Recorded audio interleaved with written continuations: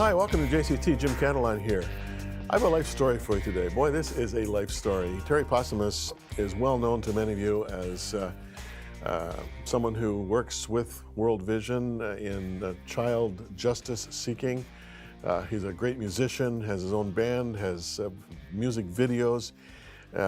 He's a remarkable young man, but he also has a story that is absolutely gripping, losing his father when he was just 5 years of age. Later in his marriage, having not one, not two, but three of his babies die.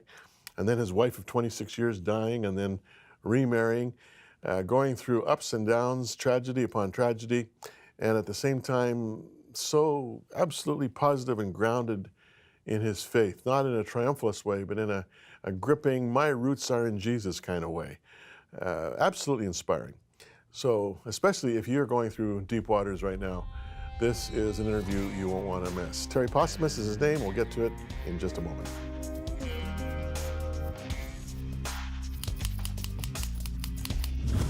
I was driving down the highway one day, and I remember I was kind of questioning how all of this could be.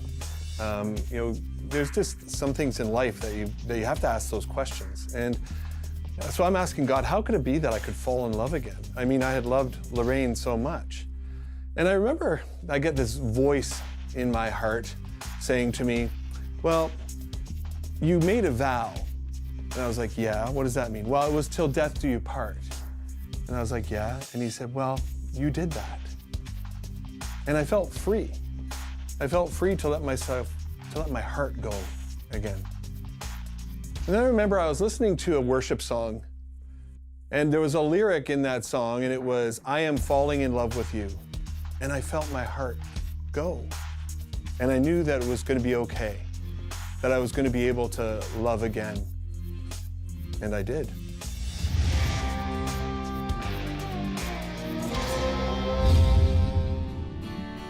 For I know the Lord will be a shield around me, my glory and the one who lifts my head. And I know that you alone are my salvation. I know that I am blessed.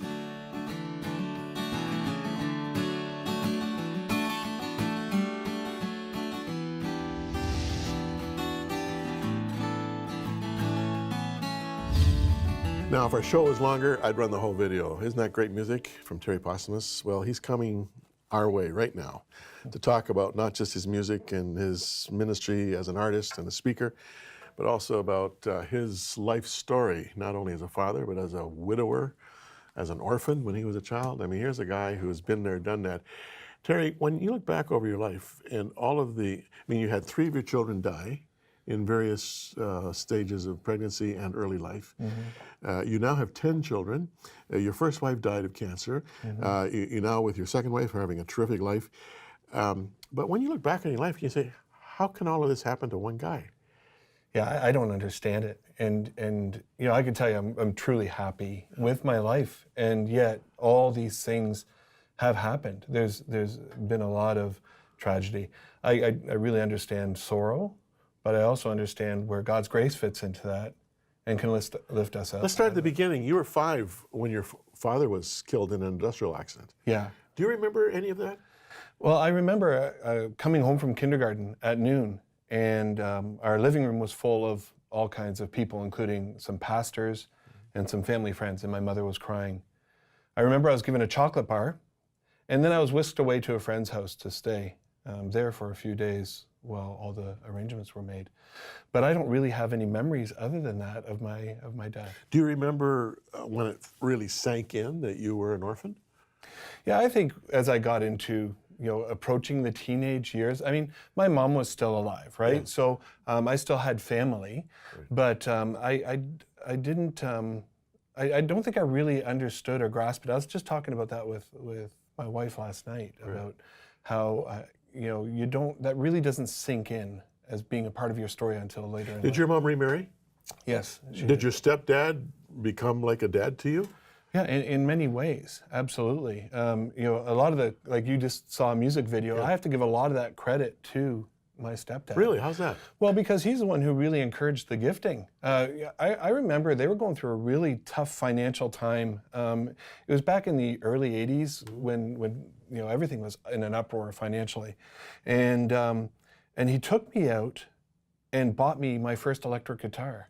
And I will remember almost every element of that day, because that was really his way of saying, do this. And then even for my 13th birthday, like most people want a BMX bike or something like that, I got a PA system, But I mean, it was so great. I remember they would give up the house every Friday night when I was in high school. They would go out and do some running around and some errands, and I would have band practices at my house. And I also remember him taking me when I was about 14 or 15 years old, and I had every Rush album and every Led Zeppelin album.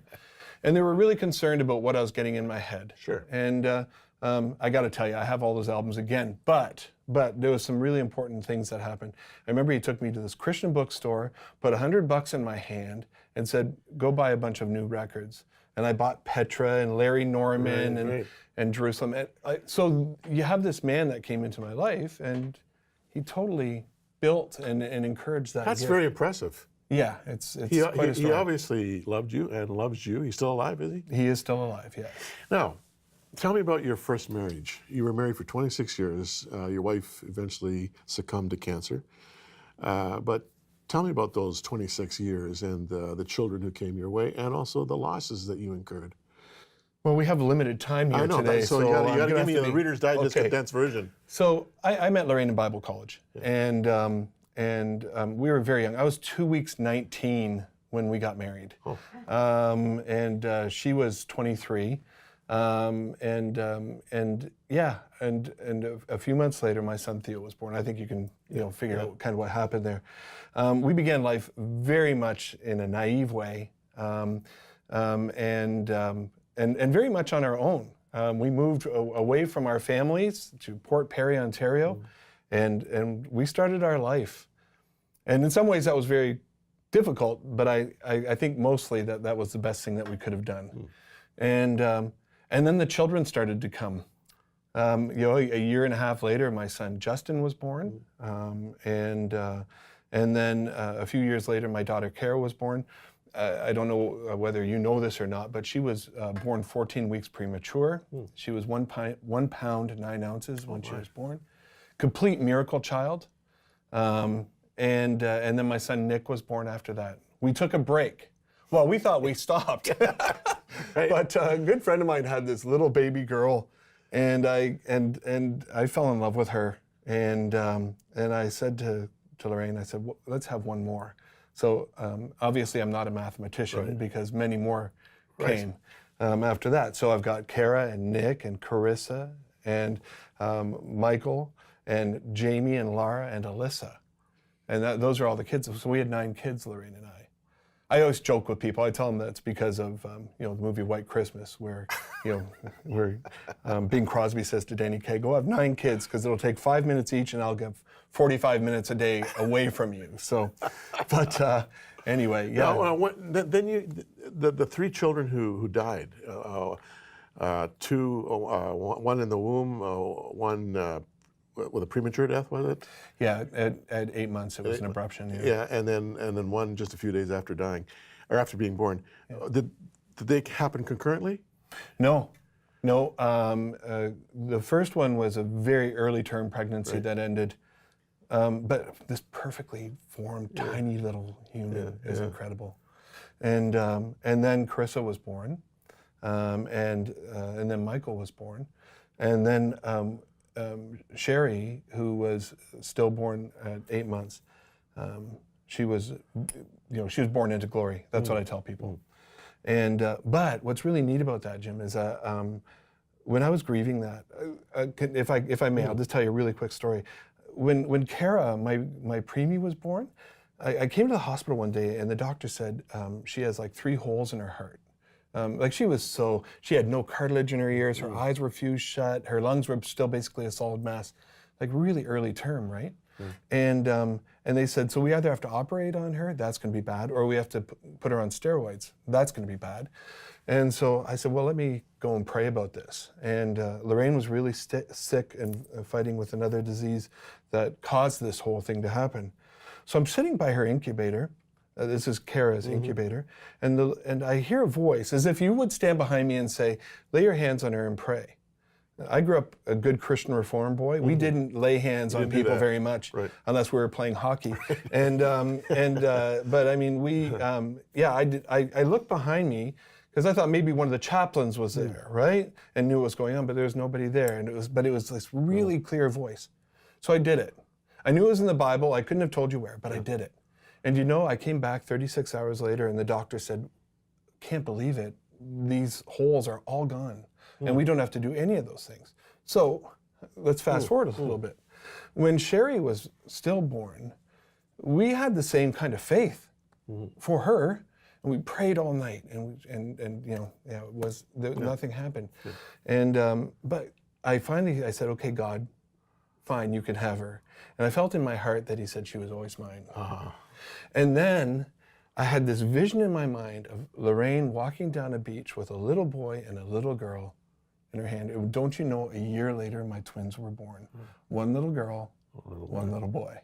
It was powerful.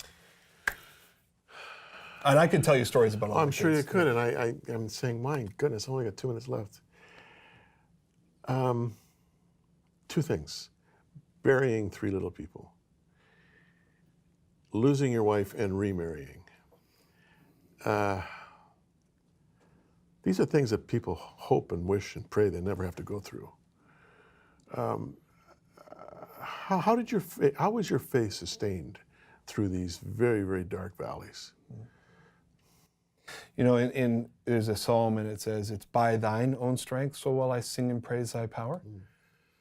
And I can only tell you that I probably shouldn't believe if you looked at it from the world's eyes, but I do.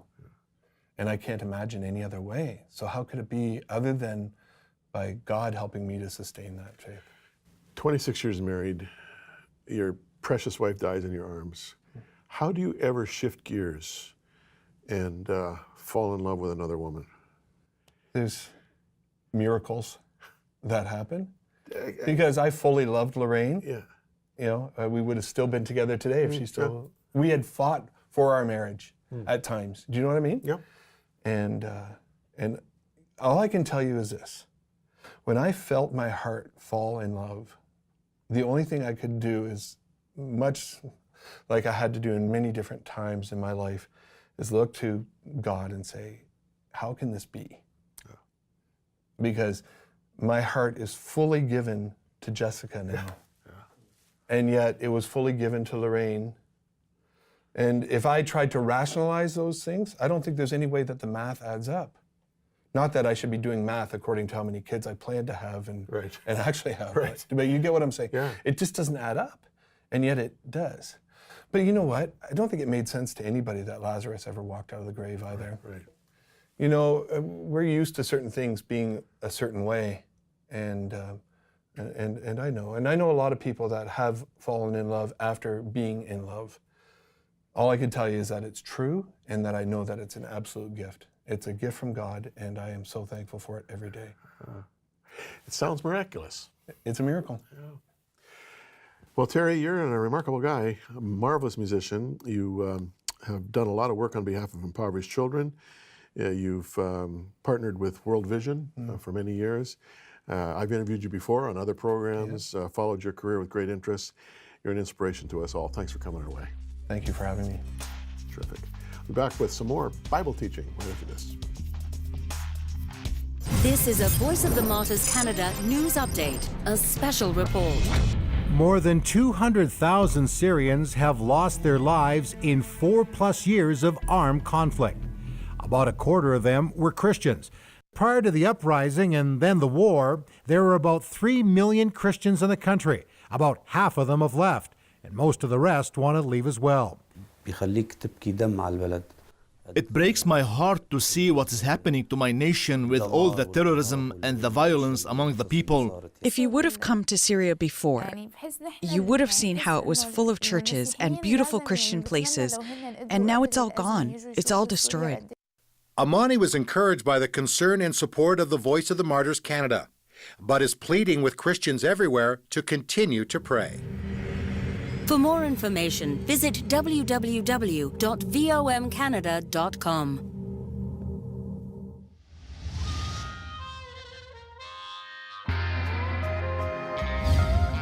Let's pick it up in John chapter 15, friends. The last two verses of 14 are relatively restating some of what I've covered the last few programs. And so I'm just going to move along here. And I love this 15th chapter because of the metaphor of the vine and the branches. It is very, very powerful and very, very instructive. And if you can kind of get a grasp of this, it will make a big difference in terms of your day-to-day walk of faith with the Lord, okay? So, let's get to it. I am the true vine, and my Father is the gardener. He cuts off every branch in me that bears no fruit, while every branch that does not bear fruit, or that does bear fruit, he prunes, so it will be even more fruitful. You're already clean because of the word I've spoken to you. Remain in me, as I also remain in you. No branch can bear fruit by itself. It must remain in the vine. Neither can you bear fruit unless you remain in me. Now, I'm not an artist, but let's try something here. Here you got this vine that's growing, okay? And it's working its way up to the sun. And I'll make it like double, and then occasionally it branches off, all right, into branches. And sometimes those branches branch off into other branches, all right? Here we go. How's this for a picture, okay? You more or less get the picture, all right? Don't know what that is. So, here you have the vine, and here you have the branches. Okay, here's the vine, right here, all right? That's the vine. And here are the branches, all right? Okay, now, the mental picture is very clear. This vine has roots, all right? And let's go back to the scripture.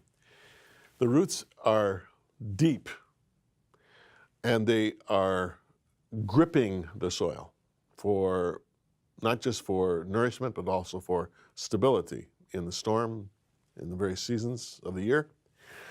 But they're firmly based. But those roots, through osmosis and other kinds of methods, draw nourishment, water and minerals and all kinds of things from the earth, and moves it up the vine, and then it goes into the branches. The interesting thing is, though, that the vine needs the branches because the vine needs the sun. And the way it accesses the sun and the oxygen in the air and all these other things is through the branches, because it's the branches that have the leaves. And in terms of the vine's self-perpetuation, it needs the branches also to be producing fruit that falls to the ground and creates new vines. So what you have is a mutual relationship. The vine needs the branches need the vine. If you have no vine, you have no branches. But interestingly, if you have no branches, you have no vine. Right? That's and I'm no gardener, but that's pretty bare truth. No vine, no branches, no branches, no vine. So there's a mutual interdependence here. So Jesus is saying, I am the true vine.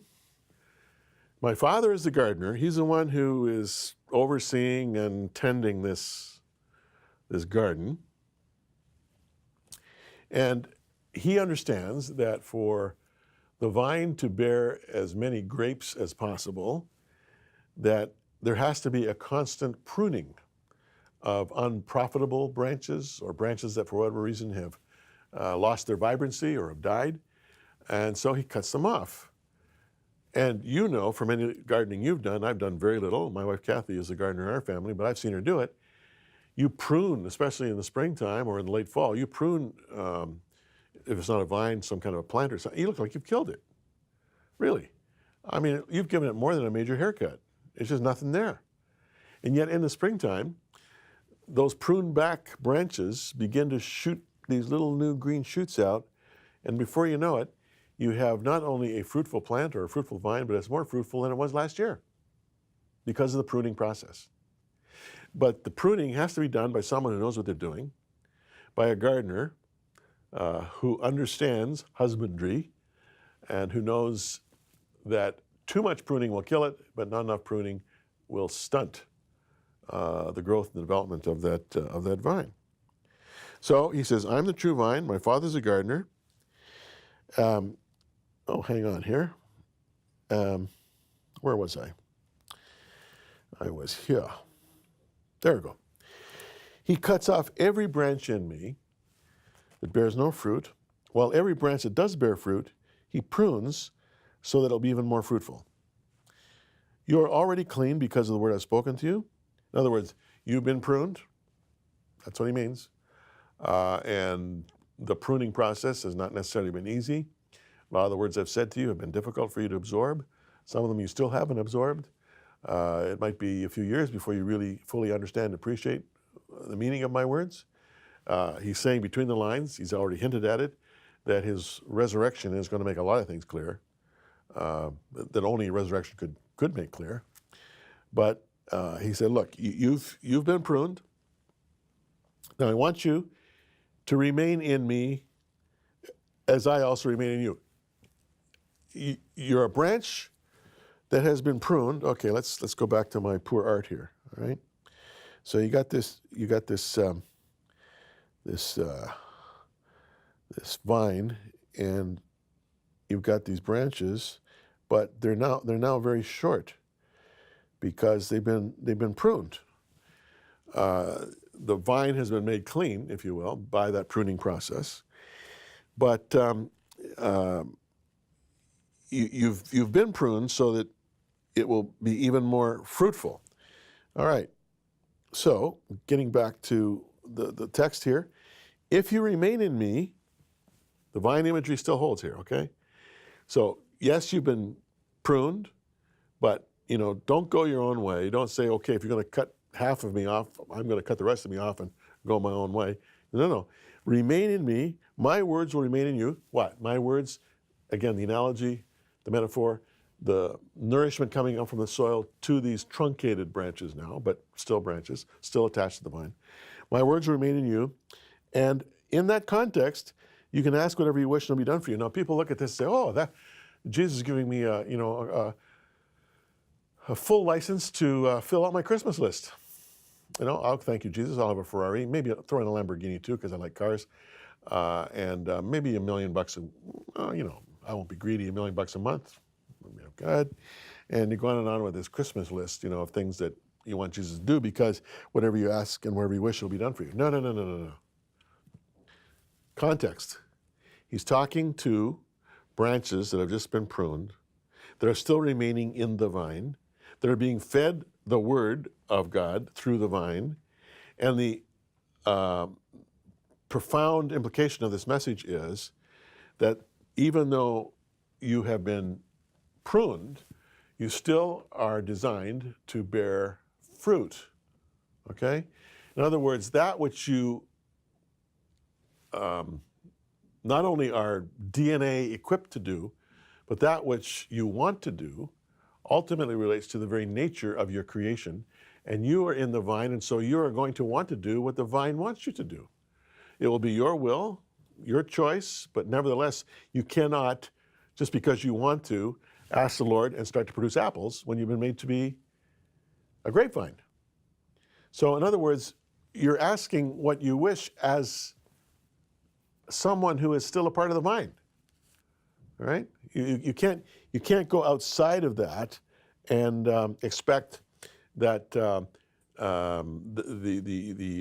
nourishing, the root system and the nourishing of the vine is going to provide for something that is totally beyond the nature of what the vine has been made to do.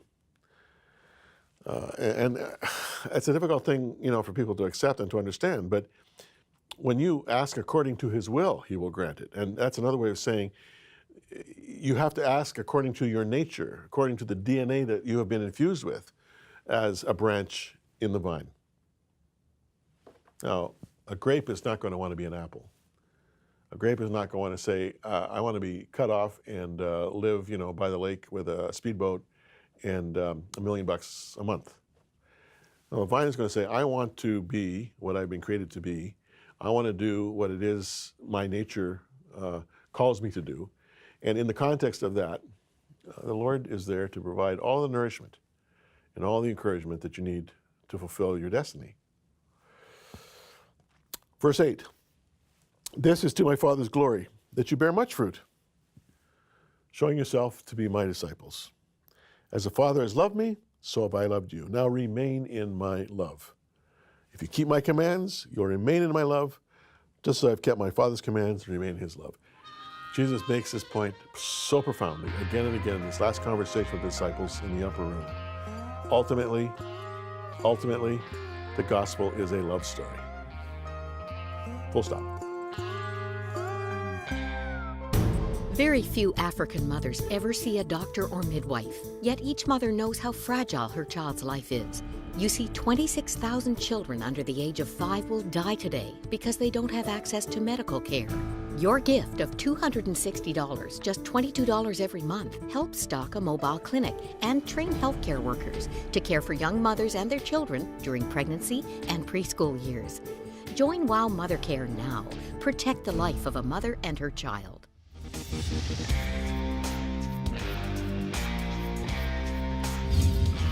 In the interview with Terry Postlemus, I didn't really focus in on the blended family idea. But after he lost his father at age 5, his mother did eventually remarry, and he had a stepfather. And he talked a bit about the tremendous encouragement the stepfather was to young Terry in developing his music capacities, to the point where he, among other things, is a professional musician. And I'm thinking a lot of blended families out there. You might feel, especially if you're getting into a situation, that you're really behind it in terms of catching up with a child who's not biologically yours, but now is your responsibility as a stepfather or as a stepmom. The impact of step-parenting can be huge. And if you are a little bit intimidated by the prospect and you're just entering into it, be encouraged by this kind of a story. Terry Postlemus is a tremendous example of what can be done. Until next time, I'm Jim Cantelon. Bye for now.